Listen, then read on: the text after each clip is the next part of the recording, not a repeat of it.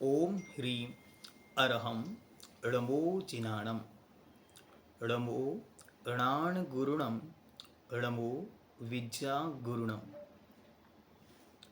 वीतराग सर्वज्ञ अरिहंत महाप्रभु का यह पवित्र जिन शासन जयवंत हो जगत कल्याणी जिनवाणी जयवंत हो वीतराग सर्वज्ञ अरिहंत महाप्रभु के पवित्र उपदेश से जो उस चर्या और चारित्र को धारण करके निर्ग्रंथ पंथ की शोभा बढ़ा रहे हैं, ऐसे संपूर्ण निर्ग्रंथ दिगंबर योगी जयवंत हो। वीतराग भगवान ने इस आत्मा के कल्याण का मार्ग हम सबको बतलाया है। उस मार्ग में कल हमने टॉपिक डिसाइड किया था और उस पर बहुत लंबा डिस्कशन आपके सामने रखा था। टॉपिक था who I am and what is my goal. मैं कौन हूँ और मेरा लक्ष्य क्या है।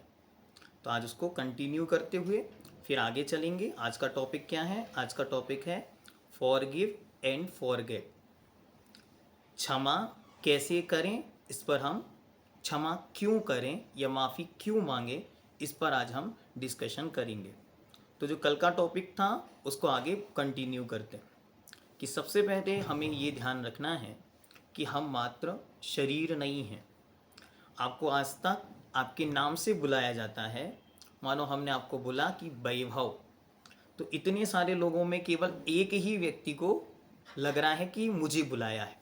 मतलब बाकी सारे के सारे लोगों को ये एक्सपीरियंस में नहीं आता, अनुभव में नहीं आता कि मुझे बुलाया है। मतलब एक पर्टिकुलर एक ही व्यक्ति क्लिक करता है कि वो मैं हूँ।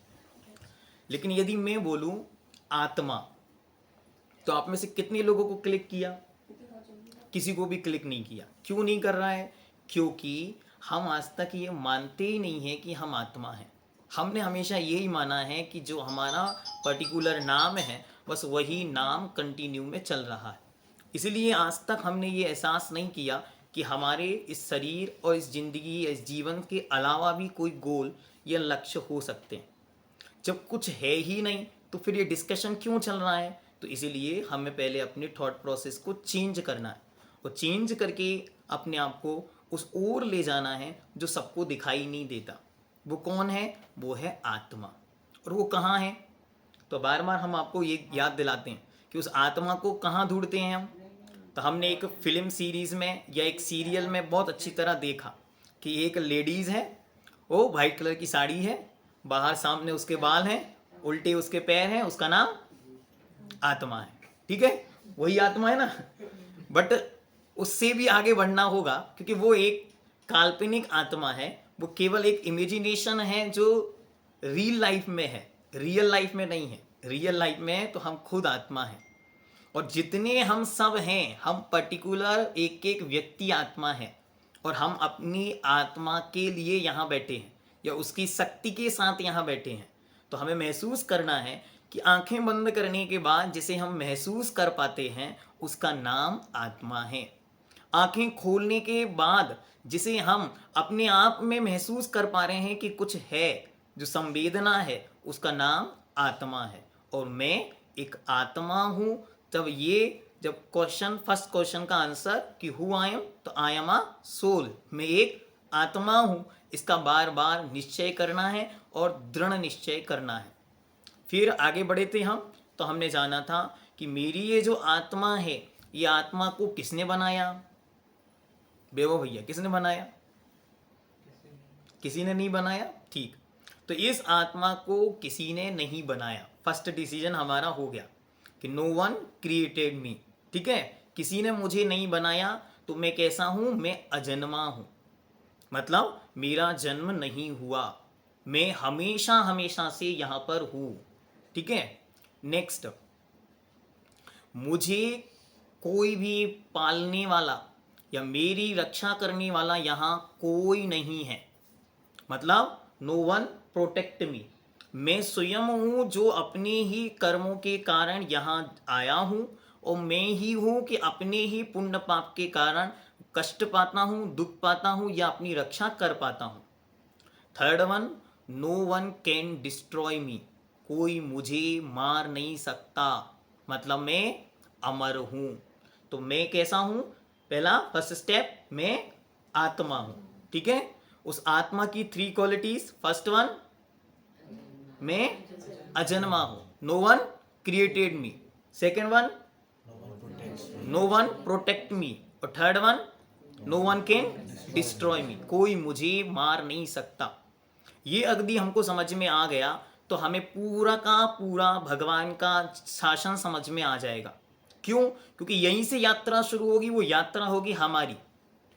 आई am the one who have to walk. हमें खुद आगे बढ़ना है। तो हमें जब आगे बढ़ना है तो कहाँ तक जाना है? वो है हमारा गोल, हमारा लक्ष्य। और हमारा लक्ष्य क्या है? हमारा लक्ष्य है कि भगवान सर्वज्ञ देव ने कहा है कि इस शरीर के अंदर जो आत्मा है वह आत्मा ही भगवान बनती है, नो वन एल्स। मतलब बाहर कोई और भगवान नहीं है, बल्कि संसार में जो आत्माएं अनंत कालों से भटक रही थी उनमें से ही कुछ आत्माओं ने अपना कल्याण किया और अपने अल्टीमेट प्योरिटी, अल्टीमेट गोल और अपनी आत्मा के सर्वश्रेष्ठ गुणों को भी प्राप्त कर गए हैं। वे सब भगवान बन गए हैं। और अभी जितने ये यहाँ दिख रहे हैं, बचे हुए हैं, वे सब भी एक टाइम बीइंग पुरुषार्थ के साथ सम्यक दर्शन, सम्यक ज्ञान और सम्यक चारित्र को धारण करके भगवान बन सकते हैं। मतलब क्या समझ में आया? मैं एक आत्मा हूं और मैं ही परमात्मा बन सकता हूं। मैं अभी यहां हूं और मुझे यहां तक पहुंचना है। तो ये इसको फिलअप करने के लिए जो रास्ता है उसका नाम है धर्म। यहां से यहां तक पहुंचने के जो 10 स्टेप्स हैं उनका नाम है 10 लक्षण। यहां से यहां तक आने का जो पूरा का पूरा रास्ता है उसको कहते हैं धर्म। और उस धर्म को आज हम यहाँ पर मनाने के लिए आए हैं। तो सबसे पहले आज का धर्म है उत्तम क्षमा। एक एक स्टेप आगे बढ़ेंगे। These are the 10 qualities of myself. ये हमारी स्वयं की ही 10 गुण हैं, 10 लक्षण जिनको हम बोलते हैं। 10 मीन्स 10 और लक्षण मीन्स क्वालिटीज। हमारी आत्मा की ही 10 विशेषताएं हैं, हमारी आत्मा के ही ये 10 गुण हैं। और इन गुणों की एक विशेषता है कि इन्हें बाहर से नहीं लाना पड़ता, बल्कि ये अंदर हैं। क्या?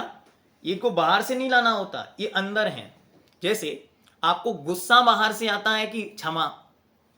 महसूस करो कि बेवा भैया जब अकेली बैठे हैं, शांति से एक जगह बैठे हैं, तो आपको गुस्सा आएगा? कोई मिलेगा, कुछ बात होगी, कोई इंसिडेंट दिमाग में सेटअप होगा, तब जाके गुस्सा आएगा। ऐसे तो गुस्सा आता नहीं। लेकिन जब हम शांति से कहीं बैठे हैं तो हमें क्षमा फील हो सकती ना। मतलब क्या है कि गुस्सा बाहर से आता है और क्षमा अंदर में होती है। तो जो धर्म है, जो क्वालिटीज हैं, वो बाहर नहीं है, वो हमारे अंदर है। तो हमको क्या करना होता है? जो बाहर से आया है उसे अलग करना होता है। जैसे एग्जाम्पल, एक बर्तन में आपने पानी भरा और पानी को आपने गैस के ऊपर रख दिया। अभी चालू नहीं किया और मान तर रख दिया, तो पानी का क्या हुआ? कुछ नहीं हुआ, एज इट इज। लेकिन जैसे ही आपने गैस चालू किया तो धीरे धीरे वो पानी उबलने लगा, गर्म होने लगा। आपने जैसे ही गैस बंद किया और पानी ठंडा हो गया। ऐसा होता क्या? It's take time. मतलब धीरे धीरे वह पानी अपने आप अपने नेचर में, स्वभाव में पहुंच जाता है। बस ऐसे ही यहां पे होता है। हम इस संसार में हैं, हम एक प्यूरिफाइड पानी की तरह हैं। लेकिन होगा क्या? हो क्या रहा है कि चारों तरफ कषायें फैली हुई हैं। चारों तरफ गुस्सा को दिलाने वाले बहुत सारे ऐसे इंसिडेंट हैं। वो जैसे ही हम उनके कनेक्शन में आते हैं तो हम खौलने लगते हैं, हम उबलने लगते हैं, हम गर्म होने लगते हैं। और हम गर्म होते होते अपनी स्टेज से पार हो जाते हैं। कई बार बहुत ज़्यादा गुस्सा आ जाता है तो क्या होता है? आंखें लाल, चेहरा एकदम तमतमा जाता है, हाथ पैर कांपने लगते हैं और सारी बॉडी का ब्लड प्रेशर एक नेक्स्ट लेवल पर पहुंच जाता है। ये क्या हो रहा है? जैसे पानी वहां गर्म हो रहा है वैसे ही यहाँ हम गर्म हो रहे हैं। ठंडा करने के लिए क्या करना है? गैस को बंद कर दो। बस इतना सा उपाय है कि जिनके निमित्त से क्रोध आ रहा है, जिनके निमित्त से गुस्सा आ रहा है, जिनके निमित्त से परेशानी समस्या आ रही है, उन निमित्तों से स्वयं को दूर कर दो। निमित्तों को दूर नहीं करना।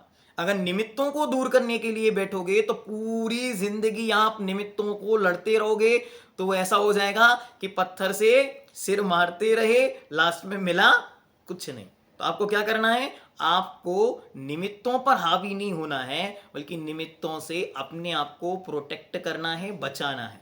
निमित्त मीन्स कॉसेस, कारण। तो जो भी उस गुस्से के, एंगर के कारण हैं, उन कारणों से बचना है। ठीक है, अब हमको इतना तो समझ में आ गया, क्योंकि हम बड़े इंटेलिजेंट पर्सनालिटी हैं, बहुत जल्दी समझ में आ रहा है। समझ में आ रहा है ना सबको? बताते जाना, इशारा करते जाना, वरना हमको पता नहीं कि आपको समझ में आ रहा है। सुनाई तो दे रहा ना ठीक से?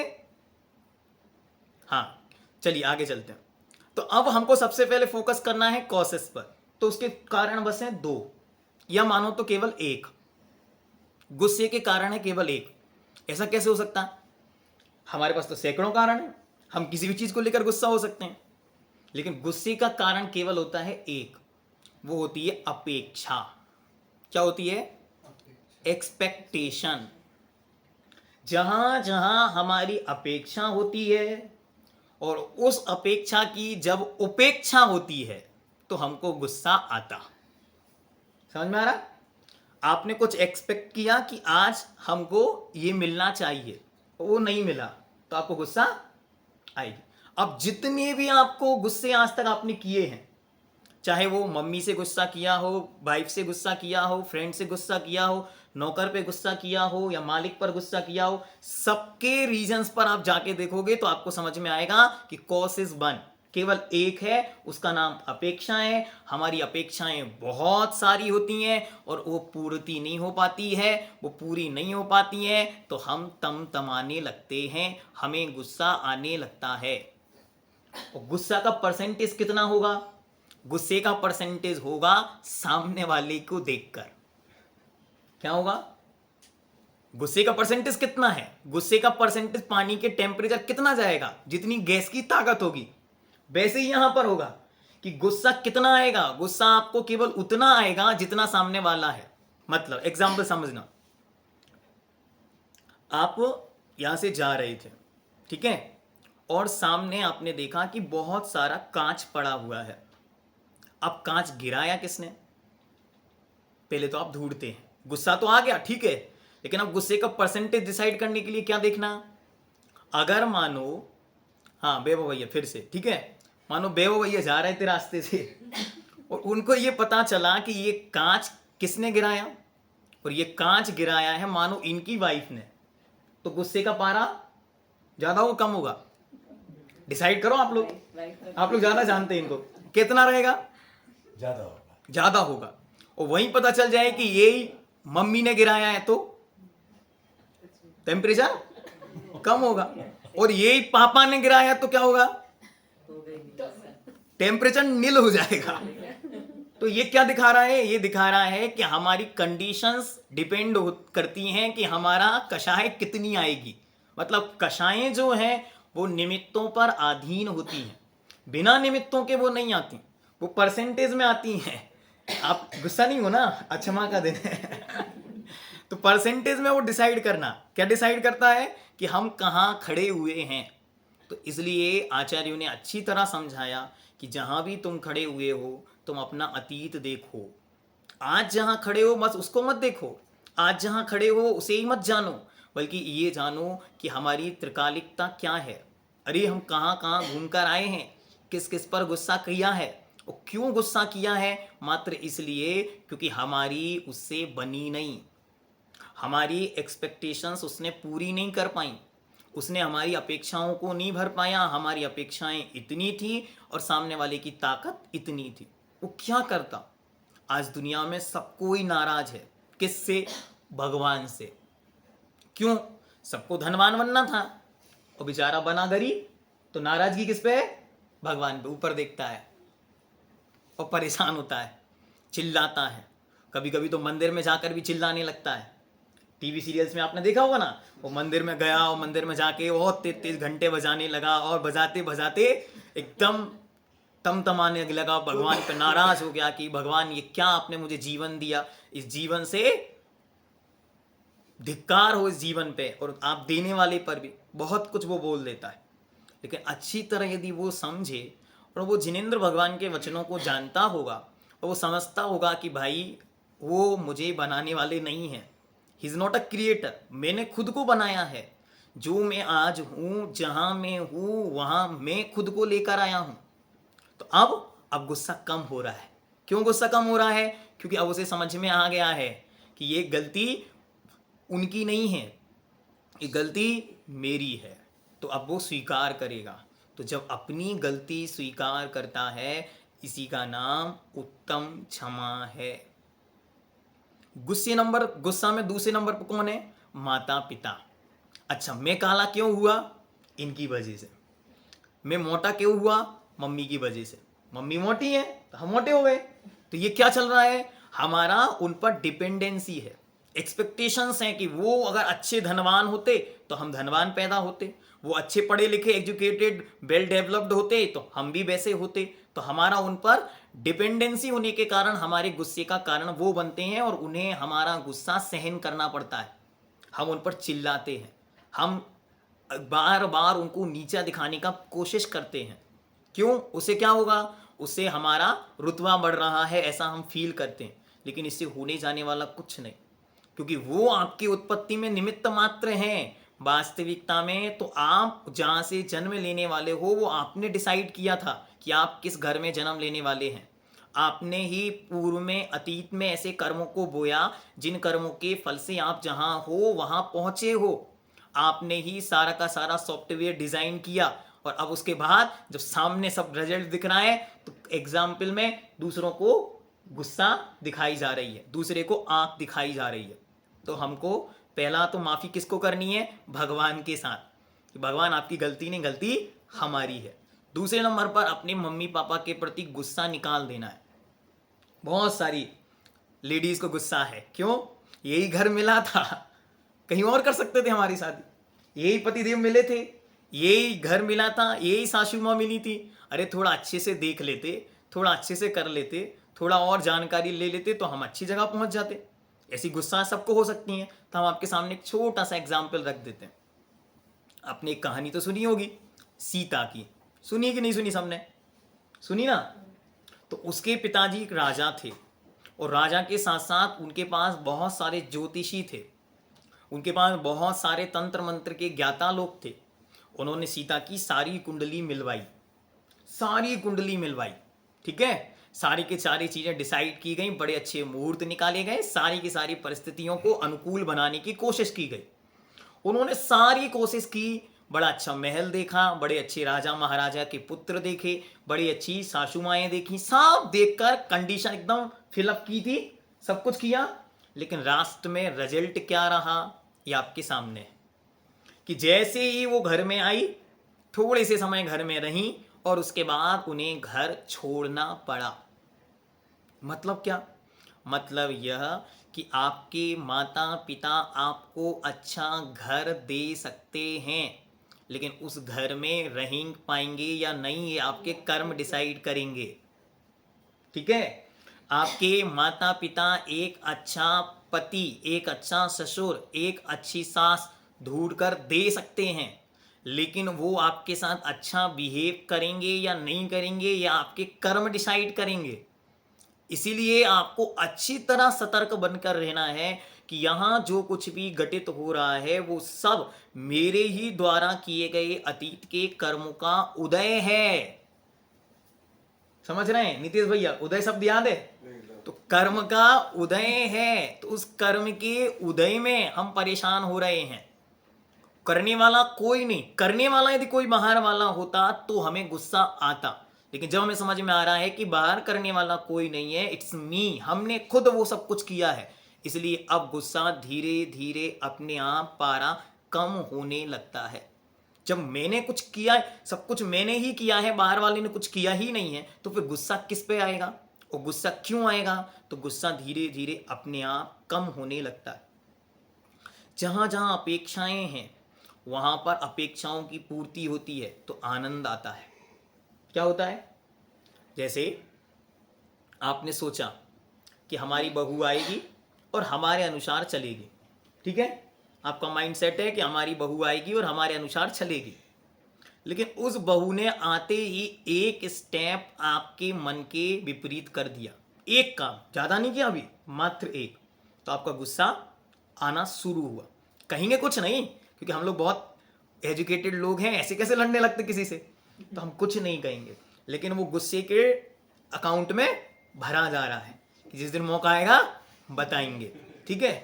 फिर धीरे धीरे नेक्स्ट स्टेप पर बढ़ते हैं, कोई फिर इंसिडेंट हुआ, फिर उसने कोई गलती की, वो गलती है या नहीं है वो आप मत डिसाइड करो, वो क्या हो रहा है कि हमारी एक्सपेक्टेशंस पर खरी नहीं उतर रही है, हम जो चाह रहे थे वो नहीं कर पा रहा है, बस इतने ही कारण है ना, तो वो हमारे अनुसार नहीं चल रहा है, इसलिए वो कारण में 2, 3, 4, कितने माफ करोगे, कितने खून माफ? 100 तक नहीं, 100 तक तो बहुत हो जाएगा, कितना माफ करते हैं? 7, 8, 10, बस 10 के बाद बस, इससे ज्यादा अब नहीं। और एक दिन भांडा फूट जाता है और एक दिन गुस्सा उबल जाता है और फिर हम अपने आप को रोक नहीं पाते और फिर उस दिन जमकर एक एक चीज को याद कर करके, क्या करके, एक एक चीज को बड़ी अच्छी मेमोराइज करके, मतलब आपके कैलेंडर पे लिखा होता है, क्या लिखा होता है, इतने बजे इस व्यक्ति ने इस जगह हमसे ऐसा कहा था, ठीक है, आपको याद है? हाँ, एक गलती, इतने बजे इस व्यक्ति ने मैसेज में हमको ये लिखा था, आपको याद है? ठीक, इस बर्थडे पर इस व्यक्ति ने हमारा स्टेटस नहीं लगाया था, आपको याद है? हाँ याद। वाह, आपकी मेमोरी पावर तो बहुत गजब की है, आपको सब कुछ याद है।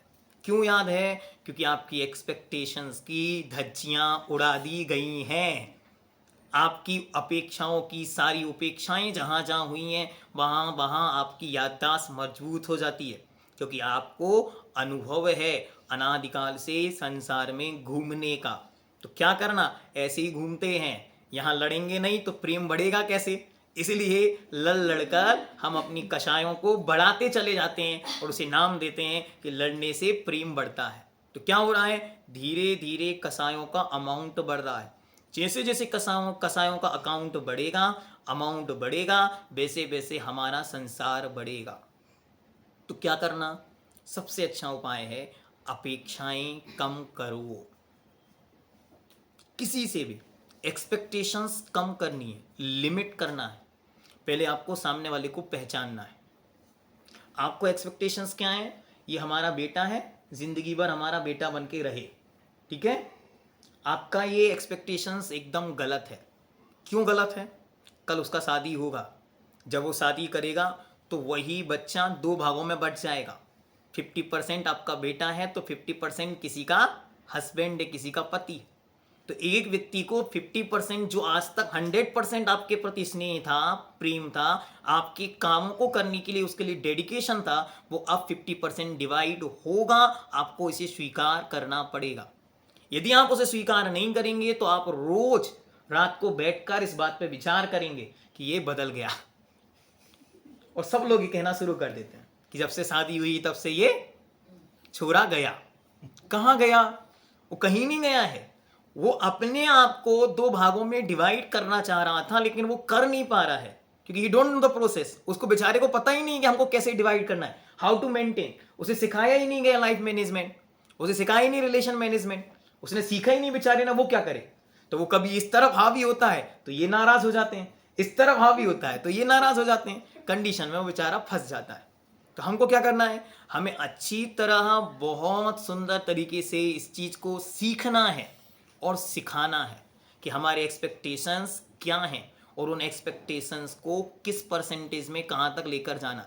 जिस दिन बेटे की शादी फिक्स हुई, रोका हुआ, उसी दिन आपकी एक्सपेक्टेशंस 50% पर आ जानी चाहिए, और जिस दिन उसके एक नई संतान की उत्पत्ति हुई आप 25% पर आ जाओ, वरना आपको हमेशा नाराजगी बनी रहेगी।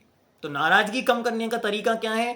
पहले कंडीशंस देखो, ये कहाँ हैं हम, उस कंडीशन को देखने के बाद उस इन्वायरमेंट को अच्छी तरह ऑब्जर्व करो कि इन्वायरमेंट क्या है, हम कहाँ हैं, किसके साथ हैं, और फिर उसके बाद अपनी एक्सपेक्टेशंस को समझकर अपने आप को कंट्रोल में लाने की कोशिश करनी। दूसरा उपाय क्या है? दूसरा उपाय ये है वस्तु के स्वरूप को समझना। वस्तु के स्वरूप को समझना मतलब ऐसा भी होता है। कैसे होता है? कभी कभी हमारी कोई गलती नहीं होती, फिर भी सामने वाला आके हम पे ही गुस्सा दिखाता है। हमने तो कोई गलती की नहीं थी, फिर भी इन्होंने गुस्सा किया। ऐसा क्यों होता है? तो ऐसा भी होता है। क्यों होता है? तो हमें वस्तु के स्वरूप को पहचानना है। वस्तु का स्वरूप मतलब हमारा पास्ट एंड हमारा present. It's depend on everything. किस पर डिपेंड है? हमारे पास्ट पर। तो हमारा जो प्रेजेंट है उसमें अतीत का भी बहुत सारा परसेंटेज है। ऐसा हमारे साथ ही नहीं, ये सबके साथ है। तो अकेले इनको गुस्सा आता ऐसा नहीं, इनका अतीत में ये कहाँ से आए हैं, वो कितना परसेंटेज में गुस्सा लेकर आए हैं, ये डिसाइड करेगा कि वो अभी कितने हम्बल हो पाएंगे। जितना उनके अंदर परसेंटेज में पहले का अतीत का पाप कर्म कषाएं भरी हुई हैं, वो कहाँ जाएंगी? आपको इस चीज को स्वीकार करना पड़ेगा। इसे स्वीकार करने वाला सबसे सुंदर एग्जाम्पल है हमारे सामने भगवान पार्श्वनाथ। 10 भवों तक एक आदमी उनको परेशान करता रहा और वो 10 भवों तक सहते रहे। क्यों सह रहे हैं? उन्हें पता है कि कहीं ना कहीं कमी अभी मेरे अंतरंग में है। यदि मेरे अंदर में कोई कमी ना होती तो सामने वाले को गुस्सा करने का रीजन ही नहीं मिलता। उसे रीजन मिला ही है, मतलब हमारे अंदर ही कोई ना कोई कमी मौजूद है। और जब उन्होंने उस कमी को पकड़ लिया तो लास्ट भाव में हाथों पे हाथ रख के बैठ गए और कमट से कहते हैं कि आओ कमट, अब तुम में जितनी ताकत है बरसा लो। और कमट ने पत्थर, ओले, सोले, सुंड, मुंड, जितना कुछ करना था उसने सब किया और आखिर में कमट हार गया और पार्श्वनाथ अपने स्थान से 5000 धनुष ऊपर जाकर विराजमान हो गए। जब उन्हें ऊपर उठता देखा तो कमट घबरा गया कि ये क्या हो गया। तो पार्श्वनाथ कहते हैं तुमसे मेरे कर्म कटे, मुझसे तुम्हें क्या मिला? तुम्हारे गुस्से ने मेरे सारे कर्मों का नाश कर दिया। तुम्हारे गुस्से ने मेरे जीवन को सुंदर बना दिया। तुम्हारे गुस्से ने मुझे सहनशील बना दिया। कहते हैं कि अगर यहां पर कमट गुस्सा नहीं करता या कमट उपसर्ग नहीं करता तो हो सकता था भगवान को 1000 साल लग जाते। यद्यपि उनकी जो आयु है 100 वर्ष है तो 100 वर्ष में हो सकता था उन्हें और समय लग जाता। लेकिन कितने दिन में काम हो गया? जो काम भगवान बाहुबली को 1 साल में लगा, जिस काम के लिए आदिनाथ भगवान को 1000 साल लगे, उसे भगवान पार्श्वनाथ ने मात्र 6 दिन में कर दिया। 7वें दिन केवल ज्ञान हो गया। तो 7वें दिन केवल ज्ञान में कारण कौन बना? कमट बना। तो इसलिए जब सामने वाला कोई बरसे तो हमको बहुत अच्छी तरह ये याद रखना है कि हमारी सहनशीलता की आज परीक्षा है। क्यों? क्योंकि क्षमा शब्द कहता है, क्षमा बना कैसे है? तो संस्कृत की एक धातु है क्षमु, मतलब सामर्थ्य, सहनशीलता। माफी नहीं है क्षमा का अर्थ, क्षमा का अर्थ है सहनशीलता। आपके अंदर कितनी सहनशीलता है कि आप कितना सामने वाले को माफ करने की शक्ति रखते हैं, कितना उसको सहन कर सकते हैं और कितना उसके द्वारा किए गए कार्यों को आप अपने ऊपर झेल सकते हैं। तो भगवान पार्श्वनाथ ने अपना उद्देश्य और लक्ष्य पूरा किया। तो एक स्टेप हम सेल्वेशन की ओर बढ़े, एक लक्ष्य, एक कदम हम सेल्फ प्यूरिफिकेशन की ओर बढ़े। तो सबसे पहला क्या समझे? क्षमा मतलब, क्षमा मतलब माफ करना। क्या करना?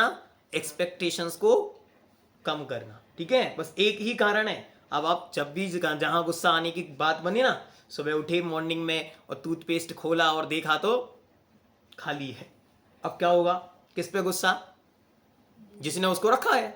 अगर वो मम्मी ला की तो मम्मी पे गुस्सा है, कोई सर्वेंट या मेड लाए है तो उस पे गुस्सा है, जो लाया है उस पे गुस्सा है। आप उस समय तुरंत ध्यान रखो कि भाई इस पर गुस्सा नहीं करना है। गुस्सा अगर हम यहाँ पर करेंगे तो एक नई कंडीशन हम क्रिएट करेंगे, क्योंकि हम फिर से एक नया कर्म के अकाउंट को भरते चले जाएंगे, बाद में फिर गुस्से के कारण मिलेंगे तो ये रिलेशनशिप बढ़ता चला जाएगा। हमको इस बॉन्डेशन को तोड़ना है, इसलिए गुस्सा नहीं करना है। गुस्से से बचने का उपाय यही है, अपनी एक्सपेक्टेशंस को कम करो। बार बार अपने आप को याद दिलाओ कि हम एक आत्मा हैं और हम कैसी आत्मा हैं? हम शांत आत्मा हैं। अभी हम नेक्स्ट एपिसोड में जब सामायिक करेंगे तो शांत आत्मा को बार बार याद करके अपने आप को शांत बनाने का कोशिश करेंगे। विलोत्तम क्षमा धर्म की जय। दशलक्षण महापर्व की जय। चलिए अब हम सामायिक की ओर चलते हैं।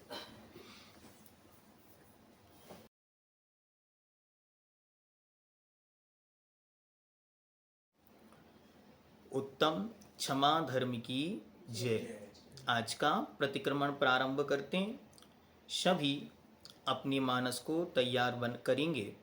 सामने सर्वशक्ति मान परम प्रभु परमात्मा को स्थापित करें या फिर कोई भी जिन बिंब जिन प्रतिमा जो आपको बहुत इष्ट बहुत प्रिय है उनको सामने स्थापित करेंगे और उनके सामने आज अपनी सारी गलतियाँ सारे दोष और सारे अपराधों को क्षमा करने की प्रार्थना करेंगे। आइए शुरुआत करते हैं। मैंने अपनी आंखों के सामने कुंडलपुर के बड़े बाबा महान अतिशयकारी श्री 1008 वृषभनाथ भगवान को स्थापित किया है। वे मुझे क्षमा का दान प्रदान करेंगे।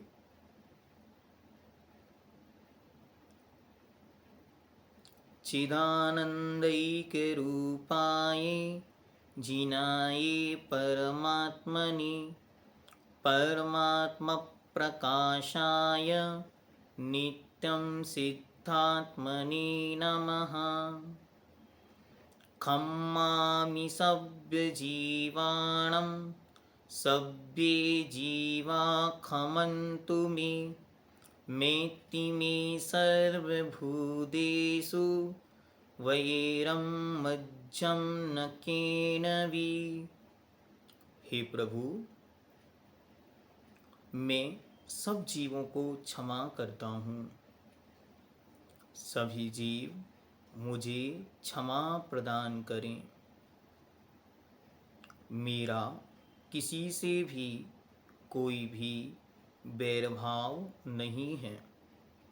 मेरा सबके प्रति मित्रता का भाव है। हे प्रभु, आप सर्वज्ञ हैं। आप अनंत ज्ञानी हैं। आप अंतर्यामी हैं। हे प्रभु, आपको मेरे सारे दोषों का बोध है। आपको पता है मैंने कब कहाँ क्या क्या पाप किए हैं। अतः हे प्रभु, हमें क्षमा प्रदान करें। हे प्रभु, मुझे क्षमा प्रदान करें। हे प्रभु, मुझे क्षमा प्रदान करें। हे प्रभु, मुझ अपराधी ने मुझ पापी ने अज्ञानता से जानबूझकर ज्ञात अज्ञात भाव से पृथ्वी का एक इंद्रिय जीवों का घात किया हो तो हे प्रभु, वह सब जीव मुझे क्षमा प्रदान करें। हे प्रभु, मैंने जल कायिक जीवों का घात किया हो, पानी को बहुत अधिक फेंकने में, अनछनी जल के प्रयोग में मेरे द्वारा जो जो अपराध हुए हैं वे जल कायिक जीव मुझे क्षमा प्रदान करें। हे प्रभु, मैंने अग्निकायिक जीवों की विराधना की हो, अग्निकायिक जीवों का घात किया हो, कराया हो, करने वालों की अनुमोदना की हो तो मेरे शब्दोष मिथ्या होवे। हे प्रभु, मैंने वायुकायिक जीवों का घात किया हो, कराया हो, करने वालों की अनुमोदना की हो तो मेरे शब्दोष मिथ्या होवे। हे प्रभु, मुझ पापी ने वनस्पति कायिक जीवों का घात किया हो, कराया हो, करने वालों की अनुमोदना की हो तो मेरे शब्दोष मिथ्या होवे। हे प्रभु, मुझ पापी ने दो इंद्रिय जीवों का घात किया हो, कराया हो, करने वालों की अनुमोदना की हो तो मेरे शब्दोष मिथ्या होवे। हे भगवन, मुझ पापी ने चींटी आदि 3 इंद्रिय जीवों का घात किया हो, कराया हो, करने वालों की अनुमोदना की हो, तो मेरे शब्दोश मिथ्या होवें। हे भगवान, मुझ पापी ने मच्छर आदि 4 इंद्रिय जीवों का घात किया हो, कराया हो, करने वालों की अनुमोदना की हो, तो मेरे शब्दोश मिथ्या होवें। हे भगवान, मुझ पापी ने पंच इंद्रिय जीवों का घात किया हो, कराया हो, करने वालों की अनुमोदना की हो, तो मेरे शब्दोश मिथ्या होवें। हे भगवान, मैं अनादिकाल से इस संसार चक्र में भ्रमण कर रहा हूँ। 84 लाख योनियों में भटकता हुआ आज आपके पवित्र चरणों में पहुँचा हूँ। हे भगवान, मुझे आशा है कि आपके दिव्य चरणों के प्रसाद से अब मैं पवित्र बनूंगा। हे भगवान, मैं त्रियंच गति में ना जाने किन किन भवों में, किन किन स्थानों पर, किन किन के आश्रय से रहा हूँ। हे भगवान, मैंने त्रियंच संबंधी जो जो पाप, दोष, अज्ञानतावश अपराध किए हों, जानबूझकर जो कृत्य किए हों, कराए हों, करने वालों की अनुमोदना की हो, तो मेरे वह शब्दोष मिथ्या होवें, मिथ्या होवें, मिथ्या होवें। हे भगवान, मैं अनादिकाल से संसार चक्र में अनेकों बार नरक गति में गया। हे भगवान, मेरे निमित्त से वहाँ के जीवों को जो जो कष्ट पहुँचा हो, क्रोधादिक कषायों के निमित्त से मारने, पीटने आदि के परिणामों से, कृत्यों से मेरे द्वारा जो जो भी घात हुए हैं, वह सब मेरे दोष मिथ्या हो, मिथ्या हो, मिथ्या हो। हे भगवान, मैं अनेकों बार देव गति में उत्पन्न हुआ। देवताओं के वैभव को देखकर ईर्ष्यावशात मैंने अनिष्ट अकृत्य कार्य किए हों। हे भगवान, मैंने कषाय के वशीभूत होकर किन्हीं के घात के परिणाम किए हों, तो मेरे वह शब्दोष मिथ्या होवें, मिथ्या होवें, मिथ्या होवें। हे भगवान, मैं अनेकों बार मनुष्य जन्म को प्राप्त किया। वहाँ स्त्री, पुरुष, नपुंसक आदि अनेक भवों में, अनेक जन्मों में, अनेक स्थानों पर गया। वहाँ मैंने जो जो अपराध, पाप, दोष किए हों, वह सब दोष मिथ्या होवें, मिथ्या होवें, मिथ्या होवें। हे भगवान, इस जन्म में मैंने जन्म से लेकर आज पर्यंत जो जो भी दोष, पाप, अपराध किए हैं, वह सब दोष मिथ्या होवें, मिथ्या होवें, मिथ्या होवें। हे भगवान, मैंने जिस भूमि पर जन्म लिया, जन्म से लेकर आज तक उस भूमि को रोंदता चला आया, उस पर अनेकों पाप किए, दुष्कृत्य किए, गलत कार्यों के निमित्त से बहुत पापों का अर्जन किया, गंदगी फैलाई, अशुद्धि फैलाई। तो हे भगवान, वह भूमि हमें क्षमा प्रदान करे। मैं अपने संपूर्ण दुष्कृत्यों के लिए क्षमा याचना करता हूँ। मेरे सब दुष्कृत मिथ्या होवें, मिथ्या होवें, मिथ्या होवें। हे भगवान, मैंने जिस परिवार में जन्म लिया, उस परिवार के सदस्यों को मेरे निमित्त से जो कुछ भी घात हुआ हो, पहुँचा हो, या वर्तमान में मैं उन्हें पहुँचा रहा हूँ, तो वह सब मुझे क्षमा करें, क्षमा करें, क्षमा करें। हे भगवान, आपके इस पवित्र कुल में मेरा जन्म हुआ।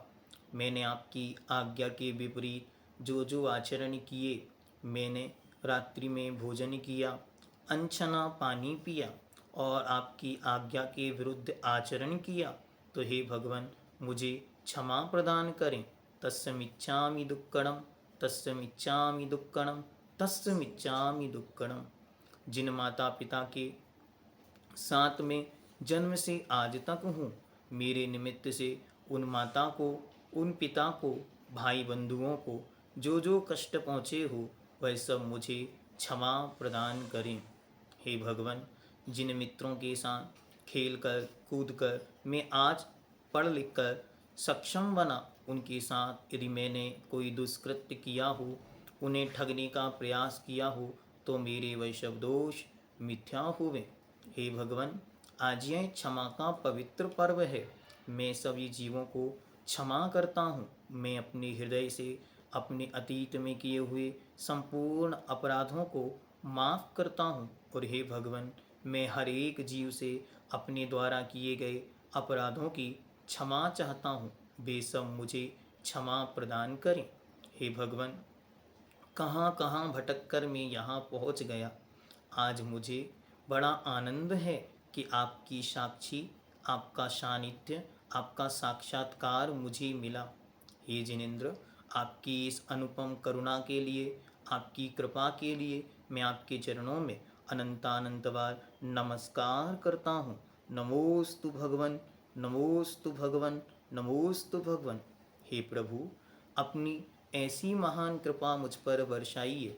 सब लोग महसूस करें कि जो जिनबिंब आपके सामने स्थापित है, उसमें से अनंत शक्ति की किरणें निकलकर हमारे मस्तक के ऊपर आ रही हैं और वे हमारे पापों को धोती हुई चली जा रही हैं। हमारे पाप, हमारे दुष्कृत, हमारी अज्ञानता, हमारे द्वारा किए गए सारे के सारे पाप कर्म धीरे धीरे धुलते चले जा रहे हैं और हम पवित्र होते चले जा रहे हैं और हम धीरे धीरे उस पवित्रता को महसूस कर रहे हैं। अपने द्वारा किए गए संपूर्ण अपराध जब बोध में आते हैं तो आचार्य कहते हैं कि धीरे धीरे यह आत्मा अपने आप पावनता की ओर चली जाती है। इसलिए अपने अपराधों को आज हम क्षमा प्रार्थी हैं। अपने अपराधों को आज हम साफ करते हैं और एक कोई ऐसा कषाय जो आप आज तक बनाए हुए हैं, या एक कोई ऐसा व्यक्ति जिसे आज तक आपने माफ़ नहीं किया, आज उसे अपने सामने पाएं, सामने उसे स्थापित करें और उससे यदि वो बड़ा है तो उसके चरणों में अपना मस्तक रख के और उसे क्षमा याचना करें। यदि वो छोटा है तो उसके सिर पर हाथ रख के और उसे क्षमा प्रदान करें और सदा सदा के लिए अपने अपराधों से मुक्त हो जाएं, क्योंकि जो क्षमा से भरा है वही संसार से पार होने वाला है। क्षमा ही सब जीवों के कल्याण का सेतु है। जब जब क्षमा हमारे हृदय में बसती है तो हमारे हृदय में पवित्रता बसती है। इसलिए हे प्रभु, आपकी पवित्र करुणा से आज मैं इस क्षमा को हृदय में धारण करता हूँ और सभी जीवों के प्रति मित्रता का भाव रखता हूँ। कोई भी जीव मेरा बैरी या शत्रु नहीं है। मैं सबके प्रति क्षमा का भाव रखता हूँ। हे भगवान, पुनः सब जीव मुझे क्षमा प्रदान करें। मैं सब जीवों को क्षमा प्रदान करता हूँ। हे भगवान, मेरे दुखों का क्षय हो, कर्मों का क्षय हो, मुझे बोधि की प्राप्ति हो, रत्नात्रय की प्राप्ति हो, समाधि पूर्वक मेरा मरण हो। और हे भगवान, जब तक इस संसार समुद्र में हूँ तब तक सम्यक्त पूर्वक जिन शासन की भक्ति, जिन शासन की सेवा मुझे युगों युगों तक मिलती रहे, आपके पवित्र गुणों की संपत्ति मुझे प्राप्त हो। अंचेमी, पूजेमी, बंदामी, नमनसामी, दुख कहो, कम्मख हो, वो हिलाहो, सुगहि गमनम, समाहि मरणम, जिन गुण संपत्ति हो दुमज्जम। हे प्रभु, मैं अंतिम भावना भाता हूँ, अन्यथा शरणम नास्ति, त्वमेव शरणम मम। तस्मात् कारुण्य भावेन रक्ष रक्ष जिनेश्वरः, रक्ष रक्ष जिनेश्वरः, रक्ष रक्ष जिनेश्वरः। हे भगवान, आपके अलावा यहाँ अन्य कोई मेरी शरण नहीं है। हे जिनेन्द्र, अपनी शरण मुझे प्रदान कर मुझे संसार समुद्र से पार करें। नमोस्तु भगवन, नमोस्तु भगवन, नमोस्तु भगवन, नमोस्तु जगत कल्याणी जिनवाणी, नमोस्तु जगत कल्याणी, नमोस्तु जगत कल्याणी, नमोस्तु आचार्य महाराज, नमोस्तु आचार्य महाराज, नमोस्तु आचार्य महाराज। बार बार एक ही मंत्र हमको याद रखना है। खम्मामि सभ्य जीवाणम, सभ्ये जीवा खमन्तु मे, मैत्तिमे सर्वभूतेषु वैरम मज्जम न केणभि। सब लोग एक साथ बोलेंगे, खम्मामि सभ्य जीवाणं सभ्ये जीवा खमन्तु मे मैत्ति मे सर्वभूतेषु वैरम मज्झम न केणिवि। मैं सबको क्षमा करता हूँ, सब मुझे क्षमा प्रदान करें। मेरा किसी के प्रति भी बैर भाव नहीं है, सभी जीव मेरे प्रति क्षमा का भाव रखें। अब अपने दोनों हाथों को आपस में इस तरीके से घुमाते हुए अपनी आँखों पर रखेंगे और महसूस करेंगे कुछ हल्कापन।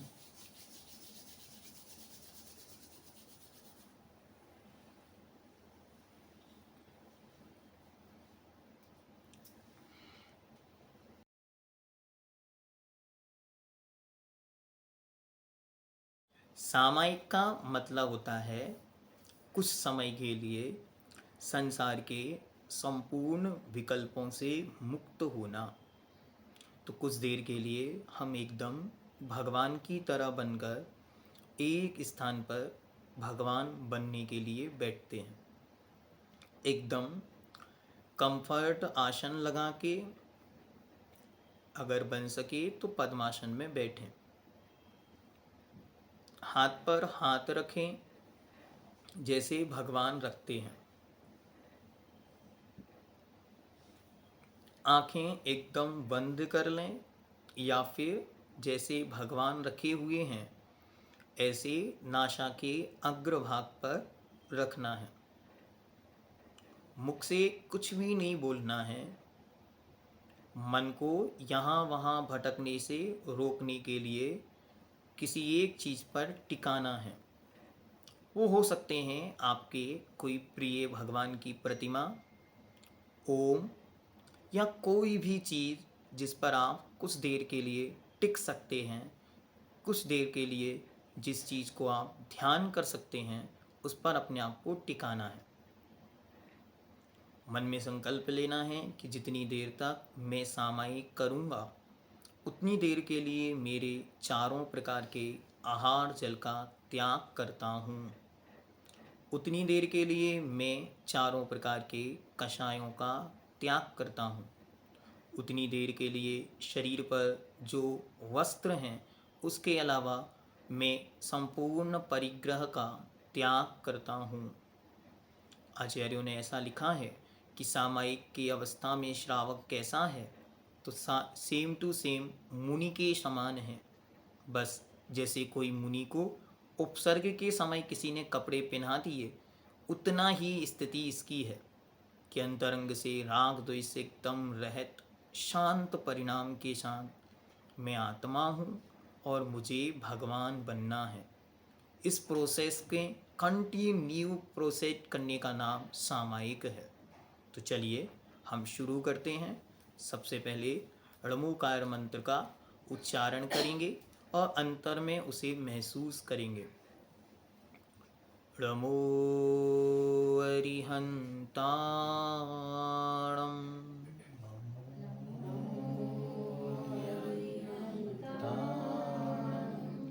णमो सिद्धाणं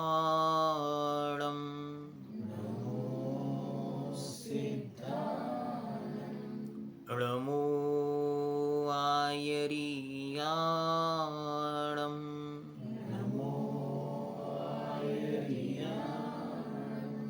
णमो वज्रायाणं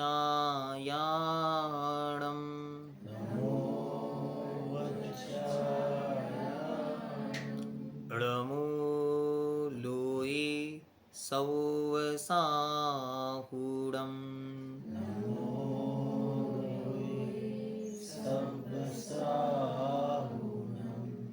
मैं शांत आत्मा हूँ। इसे बार बार अंदर महसूस करें। मैं शांत आत्मा हूँ। मैं शांत आत्मा हूँ। मैं शांत आत्मा हूँ। मैं शांत आत्मा हूँ। मैं शांत आत्मा हूँ।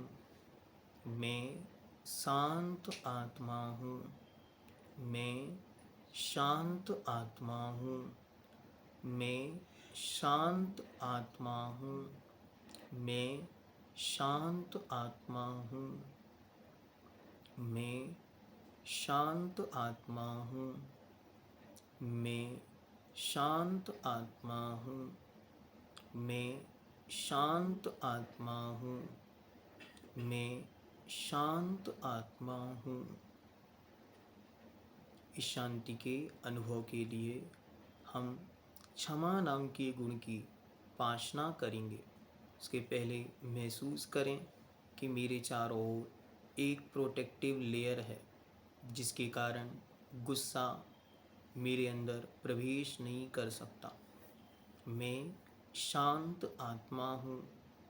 शांति को अंदर महसूस करें और चारों तरफ एक ब्लैक कलर का प्रोटेक्शन देखें, जिसके चारों ओर गुस्सा है बाहर साइड में।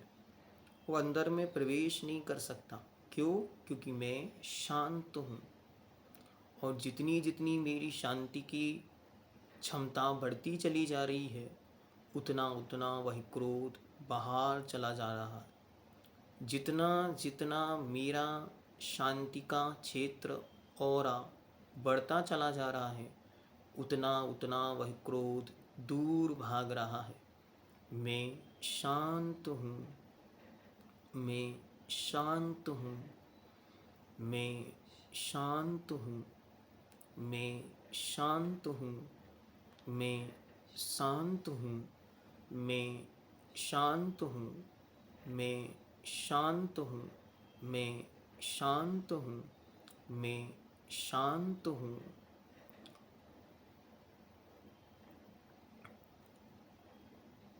अब हम उत्तम क्षमा धर्म की माला प्रारंभ करते हैं और इसे हम 108 बार जपेंगे इसी शांत आत्मा के साथ। क्रोध बहुत दूर चला गया। हम एकदम प्यूरिफाइड, एकदम वाइट सोल हैं, आत्मा हैं, जिसमें क्रोध नाम की कोई शक्ति नहीं। उसमें भरपूर भरी हुई है केवल और केवल क्षमा। उस क्षमा को महसूस करेंगे और आज हम क्षमा गुण की आराधना करेंगे, उपासना करेंगे, पूजन करेंगे और भावना भाएंगे कि इस जीवन में क्रोध समाप्त हो और क्षमा प्रकट हो। सम्यक दर्शनाय नमः। सम्यक ज्ञानाय नमः। सम्यक चारित्राय नमो नमः। ओम ह्रीं अर्हं उत्तम क्षमा धर्मांगाय नमः। ओम ह्रीं अर्हं उत्तम क्षमा धर्मांगाय नमः। ओम ह्रीं अर्हं उत्तम क्षमा धर्मांगाय नमः। ओम ह्रीं अर्हं उत्तम क्षमा धर्मांगाय नमः। ओम ह्रीं अर्हं उत्तम क्षमा धर्मांगाय नमः। ओम ह्रीं अर्हं उत्तम क्षमा धर्मांगाय नमः। ओम ह्रीं अर्हं उत्तम क्षमा धर्मांगाय नमः। ओम ह्रीं अर्हं उत्तम क्षमा धर्मांगाय नमः। ओम ह्रीं अर्हं उत्तम क्षमा धर्मांगाय नमः। ओम ह्रीं अर्हं उत्तम क्षमा धर्मांगाय नमः। ओम ह्रीं अर्हं उत्तम क्षमा धर्मांगाय नमः। ओम ह्रीं अर्हं उत्तम क्षमा धर्मांगाय नमः। ओम ह्रीं अर्हं उत्तम क्षमा धर्मांगाय नमः। ओम ह्रीं अर्हं उत्तम क्षमा धर्मांगाय नमः। ओम ह्रीं अर्हं उत्तम क्षमा धर्मांगाय नमः। ओम ह्रीं अर्हं उत्तम क्षमा धर्मांगाय नमः। ओम ह्रीं अर्हं उत्तम क्षमा धर्मांगाय नमः। ओम ह्रीं अर्हं उत्तम क्षमा धर्मांगाय नमः। ओम ह्रीं अर्हं उत्तम क्षमा धर्मांगाय नमः। ओम ह्रीं अर्हं उत्तम क्षमा धर्मांगाय नमः। ओम ह्रीं अर्हं उत्तम क्षमा धर्मांगाय नमः। ॐ ह्रीं अरहं उत्तम क्षमा धर्माङ्गाय नमः। ॐ ह्रीं अरहं उत्तम क्षमा धर्माङ्गाय नमः। ॐ ह्रीं अरहं उत्तम क्षमा धर्माङ्गाय नमः। ॐ ह्रीं अरहं उत्तम क्षमा धर्माङ्गाय नमः। ॐ ह्रीं अरहं उत्तम क्षमा धर्माङ्गाय नमः। ॐ ह्रीं अरहं उत्तम क्षमा धर्माङ्गाय नमः। ॐ ह्रीं अरहं उत्तम क्षमा धर्माङ्गाय नमः। ॐ ह्रीं अरहं उत्तम क्षमा धर्माङ्गाय नमः।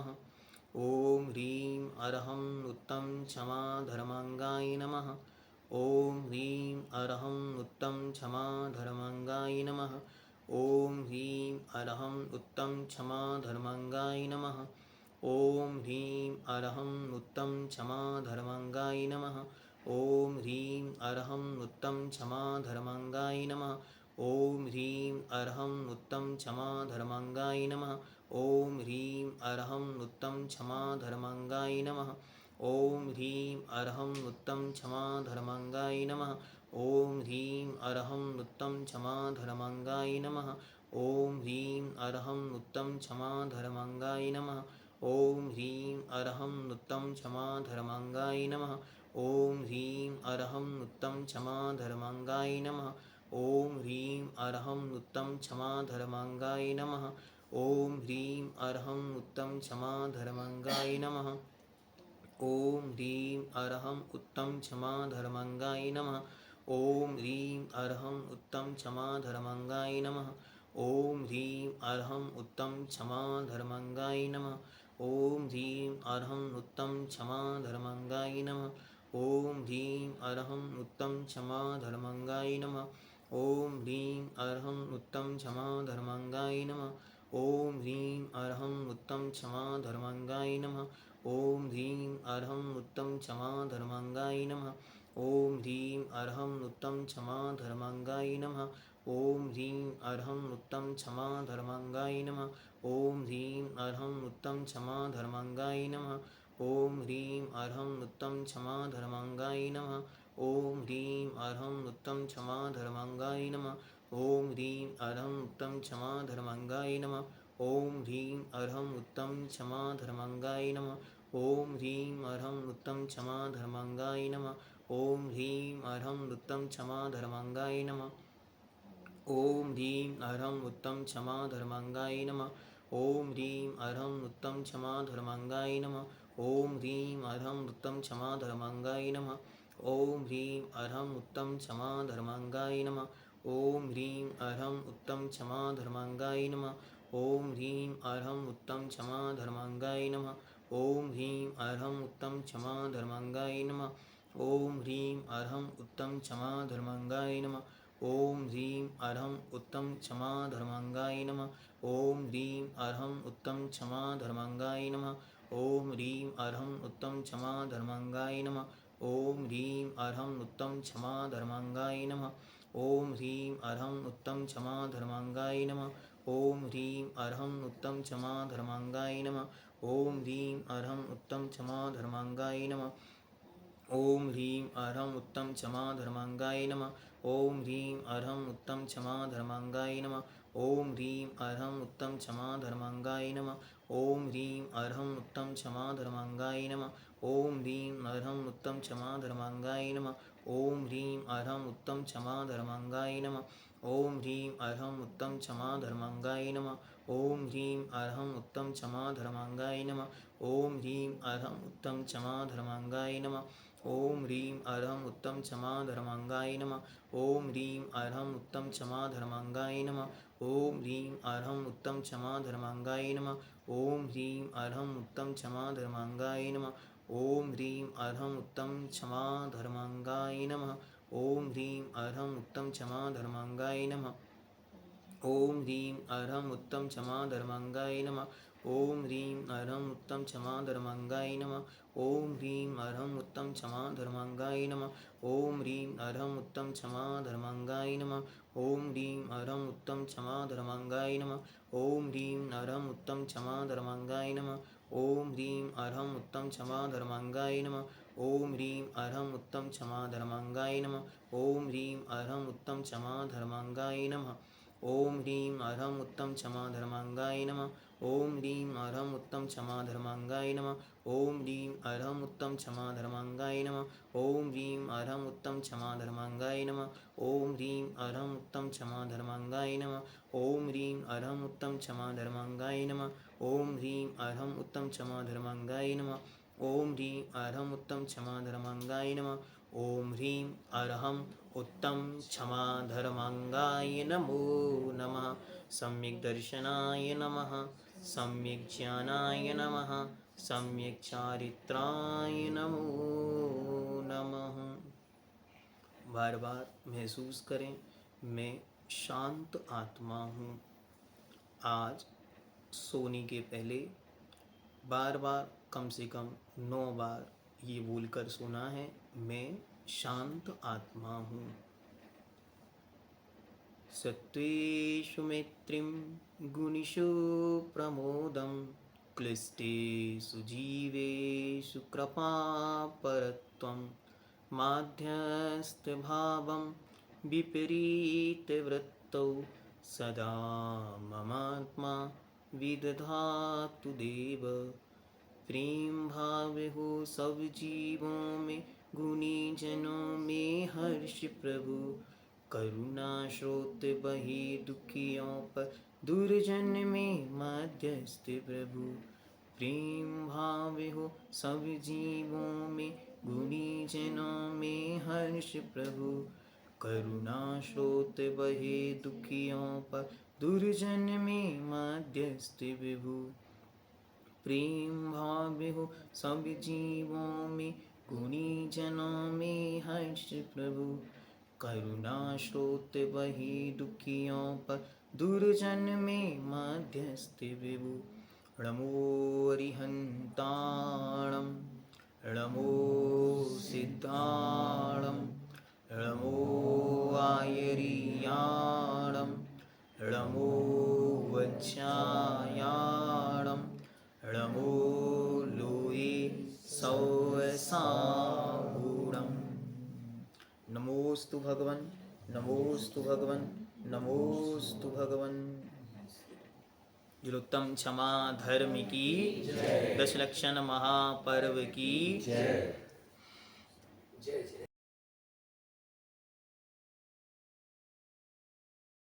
है कि वस्तु का स्वरूप क्या है, ये क्वेश्चन बार बार आता है। तो बहुत अच्छी तरह ये जानना है कि जो चीज, वस्तु मतलब चीज, थिंग्स, सब्सटेंस, तो जिस चीज को हम सामने देख रहे हैं उसका वास्तविक स्वभाव क्या है, उसको कहते हैं वस्तु का स्वभाव या वस्तु का स्वरूप। जैसे अग्नि का स्वरूप जलना है, ठीक है, तो दुनिया में सबको पता है कि ये जलाती है। फिर भी आप ये सोचो कि नहीं नहीं हमारे यहाँ की अग्नि तो ठंडी होती होगी, और आप उसको हाथ पे रख लो तो क्या होगा, जलेगा हाथ। तो ऐसे ही हमें हर वस्तु के स्वरूप को और स्वभाव को पहचानना है। यदि वो हमें पहचानना आ जाएगा तो बहुत अच्छी तरह से हम कंडीशंस को हैंडल करने में माहिर बन जाएंगे। तो ऐसे ही जब हम घर में रहते हैं तो हमको पता है कि हमारे घर में 10 लोग हैं, तो हम उन 10 के वस्तु के स्वरूप को पहचान जाएं। ये थोड़ा सा ईगोइस्टिक है, तो आपको कोशिश करनी है कि इससे जब भी मिलो तो मेंटेन करके चलना है, ठीक है। ये थोड़ा सा एरोगेंट है, तो क्या करना है, उसके साथ वैसे चलना है। ये थोड़ा सा चिड़चिड़ा है किसी भी रूप में, या कोई और प्रॉब्लम है उसके साथ, तो जिसके साथ जो उसका स्वरूप है उसको एक्सेप्ट करके और वैसा काम करना। फिर एक बहुत अच्छा मंत्र उन्होंने आगे दिया, लास्ट में हमने आपको बताया था, उस पर हम कल चर्चा करेंगे, इसलिए आज उसको लीव करते कि जिसके किसके साथ हमको कैसे बिहेव करना है। तो 1 मिनट में रख देते उस बात को। सबके साथ पहले तो मित्रता का भाव रखना, जो है सब हमारे फ्रेंड हैं, क्योंकि सब जीवात्मा है और हम भी जीव हैं, तो सब दोस्त हैं। लेकिन उनमें भी कुछ लोग हैं जिनके अंदर अच्छे गुण हैं, तो हम क्या करेंगे, रिस्पेक्ट दें। जैसे आप लोग कहते हैं ना, डोक देता हूं साहब, ठीक है, तो आप डोक क्यों दे रहे हैं, क्योंकि वो हमसे उम्र में बड़े हैं, ज्ञान में बड़े हैं, चारित्र में बड़े हैं, श्रद्धा में बड़े हैं, या कैसे भी बड़े हैं। 3rd नंबर पे उन्होंने कहा कि अगर आपको कोई हीन, दीन, गरीब, दुखी दिखता है तो आपको उसको क्या करना है, सपोर्ट करना है, जिससे वो आगे उठ सके। कृपा परत्वम, और लास्ट में कहा माध्यस्थ भावम विपरीत वृत्तौ। आपको समझ में आ गया कि भाई इसके दिमाग में कुछ नहीं जाता, हम कितना भी समझाएं ये उल्टा हमको और समझाएगा। उसके साथ दूरियां बना के रखो, ये है वस्तु का स्वरूप। कल इस पर हम आगे चर्चा करेंगे जब टाइम आएगा। वस्तु किसे कहते हैं वही हमको वस्तु समझ मीन्स नहीं थिंग, कोई भी थिंग। ये लकड़ी है, इसका काम क्या है, सामान रखना। हाँ। ये लैपटॉप है, इसका काम क्या है, वो इसका काम, वो उसका स्वरूप हो गया कोई भी चीज वस्तु, वस्तु। अग्नि जो भी है, वस्तु, आदमी है तो वस्तु, पानी है वस्तु, हवा आदमी है तो वस्तु, पानी, आदमी को भी वस्तु आत्मा बोलते है हैं। वो वस्तु। उस वस्तु का स्वरूप क्या है, हम मानव है, मनुष्य है, ये वस्तु है। इस वस्तु का स्वरूप क्या है वो हमको पहचानना, ठीक है। तो मतलब हाँ चलिए नेक्स्ट, राशि जी मेरठ तैयार रहेंगे, गरिमा जी मुंबई। जय जिनेंद्र भैया जी। जय जिनेंद्र। भैया आज जी, केवल 10 लक्षण और आज के सेशन से क्वेश्चन होंगे। जी जी भैया जी, बस आज के ही उससे पूछना था जो आपने ये क्षमा धर्म समझाया। एक्चुअली मुझे किसी का एग्जाम्पल लेके मतलब आपसे आज का शंका पूछनी है कि मेरी एक मतलब एक फ्रेंड के साथ हुआ है कि वो जैसे ऑनलाइन काम करती थी, तो किसी जैनी भाई के साथ ही जुड़ी हुई थी और बहुत सक्षम, और उसके साथ ही वो अक्षम थी, मतलब है ना। तो उसके साथ उन्होंने, और वो भी जैसे एक तरह से अचायशी का नाम लेके फ्रॉड किया और फाइनेंशियली उसको लॉस दिया बहुत ज्यादा। अब वो धर्म से भी जुड़ी हुई है बहुत, तो उसका कहना ये है कि मुझे ये समझ नहीं आ रहा कि मैंने अभी क्षमा भाव तो बनाया हुआ है ठीक कि है, मैं क्वेश्चन हम आपका समझ गए। क्वेश्चन ये है कि अब कोई धर्मात्मा है, हमने तो उस पर विश्वास कर लिया और उसने धोखा दे दिया, तो हम क्या करें। तो अच्छी तरह ये विचार करो, जब भी जीवन में कोई ऐसी कंडीशन हमारे सामने उपस्थित होती है तो हम धर्म को एक तरफ पहले सोचें कि गलती धर्म की नहीं है, धर्म की रास्ता पर चलने वाले धर्मात्मा में गलती हो सकती है। तो रास्ते पर चलने वाला पर इसलिए हमने विश्वास कर लिया कि ये धर्मात्मा है, तो ये हमारा अंधविश्वास है, ये हमारी गलती है, ये हमारी अश्रद्धा है कि कोई धर्म के रास्ते पर चल रहा है तो वो 100% परफेक्ट ही होगा, ये धर्म का नाम बोल दे वो 100% परफेक्ट ही होगा। तो पहले हमें व्यक्ति के विचार को, व्यक्ति के भाव को और व्यक्ति के स्वभाव को पहचानना। बल्कि मैं तो अपनी तरफ से हमेशा ये कहता हूँ कि जो आपको ज़्यादा धर्म करते हुए दिखे उसके साथ रिलेशन बनाने के पहले एक बार सोचो समझो। क्यों? क्योंकि वो ज़्यादा धर्म कर रहा है, मतलब उसके अंदर फियर ज़्यादा है, मतलब वो डरा हुआ है। जब वो डरा हुआ है तो वो आपके साथ जब भी मिलेगा तो उसके साथ वो डर एक्सप्रेस में आएगा। तो इसलिए आपको हमेशा, कई लोग ऐसा करते हैं, बहुत सारी गलतियां कर देते हैं कि मानो शादी करनी है किसी की, तो क्या देखते हैं, अच्छा उसकी सासू माँ बहुत धर्मात्मा है। अरे भाई, सासू से संबंध नहीं करने, बेटे से संबंध करने हैं। तो हमको ये विचार करना है कि हमें किसके साथ क्या रिलेशन डेवलप करने। अब ये हो गया, अब क्या करें अगर आपका क्वेश्चन है, तो अच्छा आंसर यह है कि जीवन पर्यंत के लिए अपने आप को मजबूत बनाने का काम करो। वापिस जो हो चुका है उस पर अपने माथा मत लगाओ, क्योंकि अतीत को नहीं बदला जा सकता, भविष्य के लिए संभाल कर चलो। गरिमा जी। भैया जी जय जिनेंद्र। तैयार रहेंगी, राज रानी जी दिल्ली। हाँ भैया जी, जैसे आपने बताया कि मतलब क्षमा भाव, तो जैसे कोई एक दो गलती करता है, ज्यादा भी करता है तो हम क्षमा कर देते हैं, लेकिन भैया जी कभी तो कभी पूछ, ऐसा होता मैंने है पहले कि कहा ना, कितने खून माफ करने ये आपने डिसाइड कर लो कि आपको जी, कितनी मेरी गलतियां माफ करनी है किसकी। बस पहले आपके माइंड सेट में रख लो कि इसकी इतनी गलतियां माफ की जा सकती हैं, मतलब हमारी सहनशीलता की परीक्षा है। उसके बाद जब आपको लगने लगे कि इट्स ओवर, तब आपको ओवर करना है, ठीक है। तब तक शांत रहने की कोशिश करें, ठीक है। नहीं होता भैया जी। वो हमको पता है नहीं होगा, कोशिश करना पड़ती है, कोशिश करने की जरूरत है। हाँ रजत जी दुबई, ओपन करें भाई।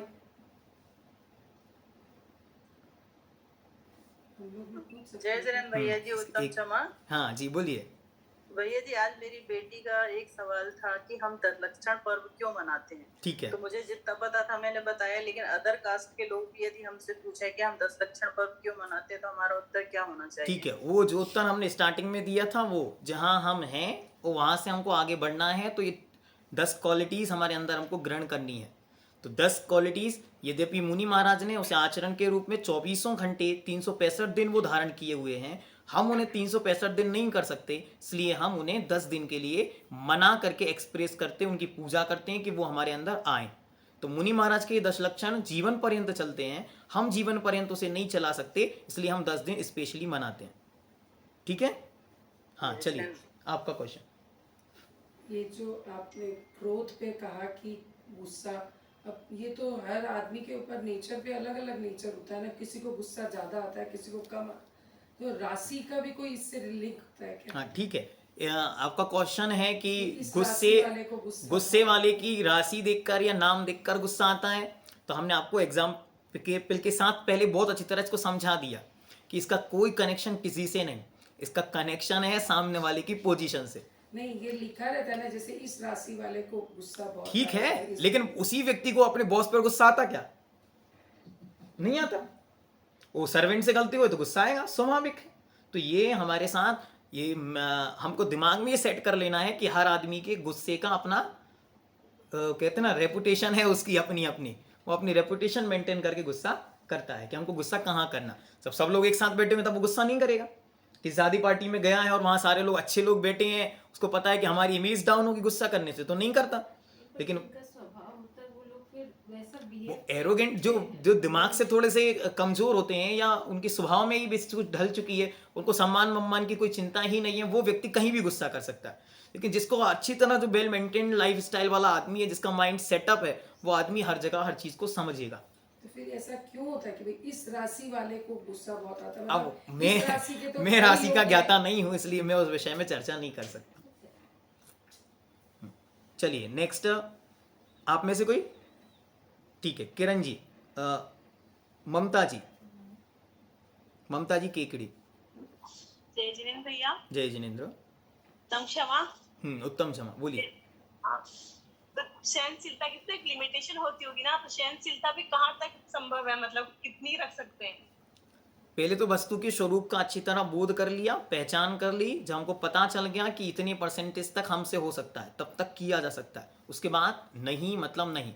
कल हम आपको जब मान के विषय में बताएंगे तब बताएंगे कि कभी कभी क्या होता है कि हम उसे अपना स्वाभिमान मानते हैं, तो वो हमारा अभिमान बन जाता है। हम चाहते हैं कि वो व्यक्ति क्यों गुस्सा कर रहा है, क्योंकि उसको अपने अभिमान को, अपने ईगो को मेंटेन करना है, इसलिए वो गुस्सा कर रहा है। तो हम कल आपको इस विषय में और डिस्कशन देंगे, तब आप इस पर और अच्छे से समझ पाएंगे।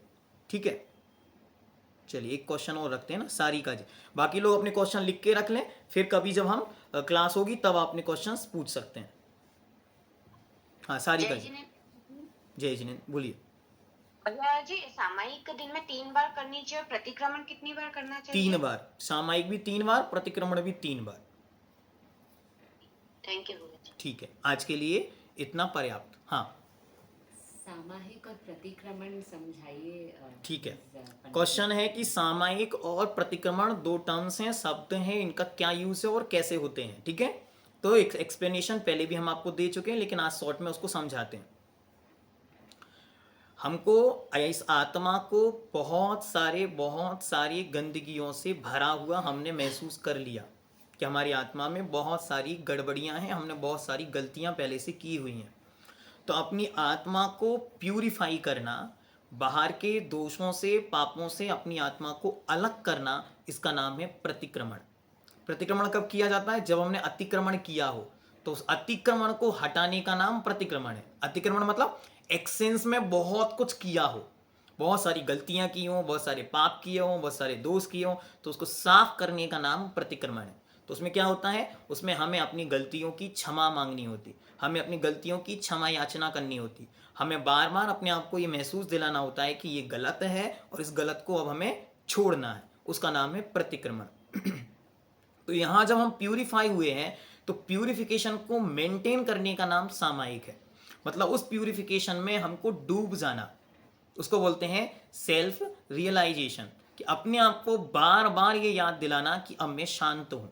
अभी तो कहा कि मैं गुस्से से रहत हूँ, तो गुस्सा मैंने किया, उसकी मैं क्षमा चाहता हूँ, ये प्रतिक्रमण हो गया, और मैं शांत हूँ, इसका नाम सामायिक हो गया। तो दोनों, मैं ये मानता हूँ कि दुनिया में सबसे सुंदर यदि कोई काम है तो 2 हैं, एक प्रतिक्रमण और दूसरा सामायिक। और जैन धर्म में तो सबसे इंपॉर्टेंट कोई चीज है तो वो ये 2 हैं, एक सामायिक और एक प्रतिक्रमण। इसके अलावा भगवान बनने का कोई शॉर्ट रास्ता है ही नहीं। ये सबसे शॉर्ट रास्ता है। अपनी गलतियों को माफ करो, अपनी गलतियों को साफ करो, और जो भगवान ने कहा या जो भगवान का स्वरूप है उसका चिंतन करो। बस यही आपका सामायिक है। फिर ऐसा क्यों हुआ कि हम लोग तो धीरे धीरे इन चीजों से दूर होते हैं? हाँ, ये और अच्छा क्वेश्चन। कर्मकांड इस थाली का द्रव्य उस थाली में, हाँ। पूजा में बादाम अच्छा, चावल इनका में क्वेश्चन बहुत सब्जी अच्छा है और ये सबको याद रखना है। क्वेश्चन ये है कि सामायिक और प्रतिक्रमण जब मूल हैं तो हम इनको क्यों भूल गए? हम इनको भूले नहीं, हमारे इनके कराने का तरीका बदल दिया। सामायिक भी पूजन में ही सामायिक थी, पूजन में ही प्रतिक्रमण। पूजन के शुरुआत में ही आपको अच्छी तरह कहा था, अत नमोस्तु पौर्वाणिक देव वंदना विलयम पूर्वाचरण कृमीन सकल कर्म क्षयातम भाव पूजा वंदना स्तव समितम कायोत्सर्गम करोमि हम। अब मैं यहाँ से पूजन को शुरू करता हूँ। वहीं पर अपनी प्रतिक्रमण के रूप में आपने आलोचना पाठ में पढ़ा कि मैं अपवित्र हूँ, मैं अपावन हूँ, अंजन जैसे चोर तार दिए, ये सब आपका प्रतिक्रमण था। और बाद में आप आगे बढ़ेंगे तो बाद में आप भगवंतों के गुण गाएंगे, सिद्धों की आराधना करेंगे, आचार्यों की उपासना करेंगे। तो देव शास्त्र गुरु की वंदना वो सामायिक थी। लेकिन हम लोगों ने क्या किया, हमारा उद्देश्य और हमारा लक्ष्य केवल थाली की द्रव्य बची, बाकी सब चीजें भूल गए। तो प्रतिक्रमण मतलब अपनी गलतियों को स्वीकार करना, और सामायिक मतलब भगवान के गुणों का स्वीकार करना, या वो गुण मुझ में भी है ऐसा स्वीकार करना। तो हम वो नहीं कर पाए, इसलिए हमारे साथ गड़बड़ी हो गई। कोशिश करें कि अपनी पूजन, अपनी दिनचर्या में सामायिक प्रतिक्रमण स्वीकार करें। सबसे अच्छा टाइम कब है? सोकर उठते ही सामायिक प्रतिक्रमण किया जा सकता है, सोने के पहले सामायिक प्रतिक्रमण किया जा सकता है। मैक्सिमम टाइम कितना? मैक्सिमम टाइम है 2 मिनट्स। ऐसे भी होता, ऐसे होता, खम्मामि सभ्य जीवाणम सभ्य जीवा खमंतु में, या इससे भी शॉर्ट बोलना है, खम्मामि खमंतु में, मैं सबको क्षमा करता हूं, सब मुझे क्षमा करें। बस ये आपका प्रतिक्रमण हो गया। सामायिक क्या है? मैं आत्मा हूं, बस सामायिक हो गया। सोहम, कोई भी एक चीज, ओम, सामायिक हो गया। पहले सामायिक फिर पहले प्रतिक्रमण फिर सामायिक, एक क्रम है। पहले प्यूरिफिकेशन होगा, तब तो कुछ उसमें डेवलप्ड करेंगे, इनटेक करेंगे। प्रत्याख्यान का मतलब क्या? ठीक है, एक शब्द आता है प्रत्याख्यान। प्रत्याख्यान क्या होता है? अब मैं अपनी गलती को दोबारा नहीं दोहराऊंगा, इसका नाम है प्रत्याख्यान।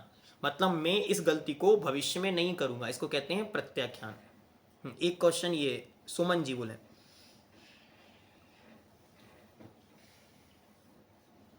पांच मिनट हो रहे हैं ना बस। सुमन जी जल्दी ओपन करें माइक। चलिए, जो तक, हाँ बोलिए, प्रीति जी बोले। हाँ भैया जी, जय जिनेंद्र। बोलिए। भैया जी, आज हमने बहुत बहुत प्रयास किया, उसके बाद भी हम कई बार आया, क्या करें, बहुत रोका, बहुत अच्छा, बस हमको इतनी जागृति आ गई है, ये बहुत बड़ी चीज है कि हमको गुस्सा आ रहा है, हमको ये समझ में आ गया कि कंडीशन गुस्सा का है, बस उससे बचने की कोशिश ही आपका प्रयास है। आचार्य महाराज ने मूक माटी में लिखा, हमको ये बोध हो गया कि हम पतन की ओर जा रहे हैं, बस यही हमारे कल्याण का रास्ता है। हमको पता है कि हम गलत हैं, बस यही सही का रास्ता है। कम से कम हमने स्वीकार तो किया कि हमको गुस्सा आता है, वरना बहुत सारे लोग तो ये कि गुस्सा करने के बाद भी ये कहते हैं कि नहीं नहीं कुछ नहीं हुआ, ये तो हमारा स्वभाव है। तो हमको ये महसूस हुआ कि ये गुस्सा है, यही बहुत अच्छी बात है। ठीक है, हमें तो ऐसा लगता है कि हमारा समाधान धर्म हुआ ही नहीं। चलो कोई बात नहीं, अब आगे और कोशिश करना। हाँ प्रीति जी डिस्पुर। जय जिनेंद्र भैया जी। जय जिनेंद्र। पहले तो वो आपका जो दिसपुर में आपने जो प्रवचन दिया था, उसमें अपेक्षा की उपेक्षा, वो आपके बेस्ट वर्ड्स हैं, बहुत अच्छे हैं और अभी तक बिल्कुल बाय हार्ट है।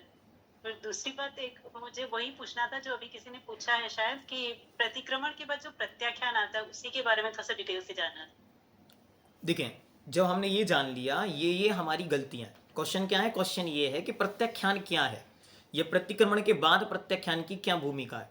तो मैंने एक बार महाराज को निवेदन किया कि महाराज सबसे दुनिया का सबसे अच्छा प्रतिक्रमण कौन सा है? तो महाराज ने कहा, क्योंकि अपन को हर चीज बेस्ट वन चाहिए, तो उन्होंने कहा कि सबसे अच्छा प्रतिक्रमण ये है कि अब मैं इस गलती को दोबारा नहीं दोहराऊंगा। बस दुनिया का सबसे सुंदर प्रतिक्रमण ये है, और उसी का नाम प्रत्याख्यान है। मतलब क्या कि जो चीज को हमने मान लिया कि ये गलत है, ये गलती है हमारी, चाहे वो ज्ञान में हुई है चाहे अज्ञान में हुई है, अगर ये गलती है तो हम इसको दोबारा नहीं दोहराएंगे, इसका नाम ही प्रत्याख्यान है। तो भैया जी, हम लोग प्रतिक्रमण तो रोज करते, लेकिन कभी भी प्रत्याख्यान नहीं करते। तो हमेशा प्रतिक्रमण करते, बोध हो रहा है अपनी गलती का। ये हमारी इंटेंशन है कि हम नहीं करते। देखो, आपने अभी बोला होगा शाम को पानी पीते समय कि अब कल सुबह 11 बजे तक चारों प्रकार के आहार जल का त्याग, ये प्रत्याख्यान हो गया। हमको याद नहीं कि हमने प्रत्याख्यान किया, हमारे प्रत्याख्यान है। जैसे हमने बहुत सारे नियम लिए, हम यहाँ से मंदिर जाएंगे तब तक के लिए 4 प्रकार के आहार जल का त्याग, ये प्रत्याख्यान हो गया। जब हमने आपको यहाँ बिठाला था तब आपसे कहा था कि आप 4 प्रकार के आहार जल का त्याग, ये प्रत्याख्यान हो गया। हमको पता नहीं, टर्म्स नहीं आते, लेकिन हम करते सब कुछ हैं, धीरे धीरे सीख रहे हैं। अच्छा भैया जी, जो प्रतिक्रमण हम लोग वो करते हैं जिन पूजा वाली पुस्तक में से, उसमें बहुत से ऐसे आते हैं वर्ड्स, जैसे आपका ये आता है। चलिए अब इसको अपन बाद में रख लें, तो आज का सेशन कंप्लीट करते, ठीक है। जिनवाणी के ज्ञान तेषु जे लोकालोक, शोवाणी मस्तक नमु सदा देत हो धोक। 10 लक्षण महापर्व की, उत्तम क्षमा धर्म की, सभी लोग 9 वर्ण नमोकार मंत्र पढ़ेंगे।